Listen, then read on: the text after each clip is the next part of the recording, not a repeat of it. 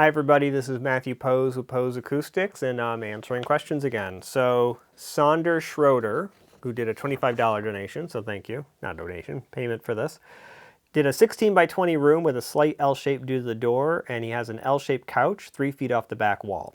It's a 7.2.4 JBL HDI system with JBL 3800s as the left-right speakers, 2 SVS SB3000s, and currently has both subs in the opposite corners angled towards the MLP. Using Dirac plus bass control, Harman plus 6 dB target curve with the crossover on the 3800 set to 44 Hz, and they seem to measure full range in my room. I'm thinking of putting both the subs in the rear because it feels like the front sub is muddying the mids and lows. Any other recommendations? So based on what you've described here, if you've got this set at 44 Hz, then it's the 3800s that are muddying things, not the subwoofers.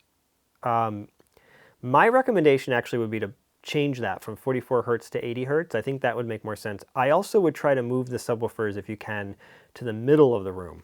So put one in the front middle and one in the back middle. The other thing you could try is the left and the right midpoints. That also tends to work well. The corners, opposite corners, is not actually a great, if you're going to do all four corners, that can be good, but opposite corners like this isn't necessarily a great option and can actually cause boomy bass, which may be what you're getting. The last thing I would recommend is I would take measurements with a microphone in REW and confirm that you're getting what you're expecting to get, because just because you set the Harman plus 6 dB target curve and expect to get that doesn't mean that you're getting it. You also should play around with the target curve and see if there's a different target curve shape with maybe less bass that you like better. But the muddying, I have a strong suspicion that if you raise the crossover point, because you really can't get good, a lot of the advantage of bass control is going to happen in that 50 to 80 Hertz range.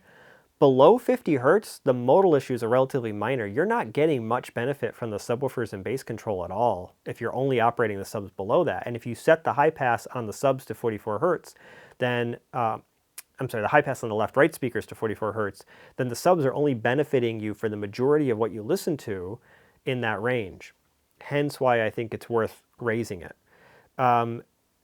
So I would try that. I mean, you know, it doesn't harm anything to try different configurations. You can even usually, let's see, is this a Denon receiver, does it say?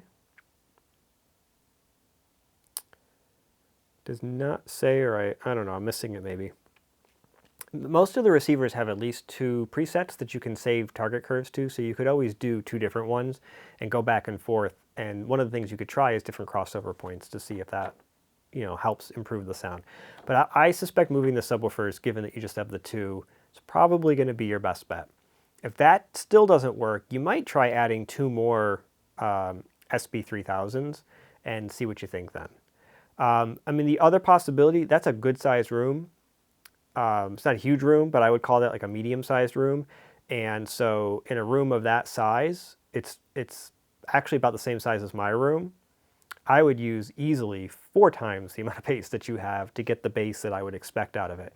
I think that's not enough subwoofer for that room. I mean, my room is basically about 16 by 20. It's actually a little under 19 feet in length after the losses from the walls, from the sound isolation walls. It's about 16.5 feet wide. It's like 9.5, a little over 9.5 feet tall, right? And I've got 4 18s in the front and 4 12s in the back. It's more than you really need for a room like this, but like I wouldn't be happy without, I think, at least 2 18s in this room, and you've got the equivalent of 1 18, and a less capable one at that. So my argument would be doubling the subwoofers will help improve some of these issues and give you more dynamic range. You would get 6 dB more dynamic range in the bass. You might think that you're not pushing those subs to the limits, but you might be. And if you're even approaching the compression point at any of the frequencies, that can create audible artifacts. Because remember, harmonics are higher.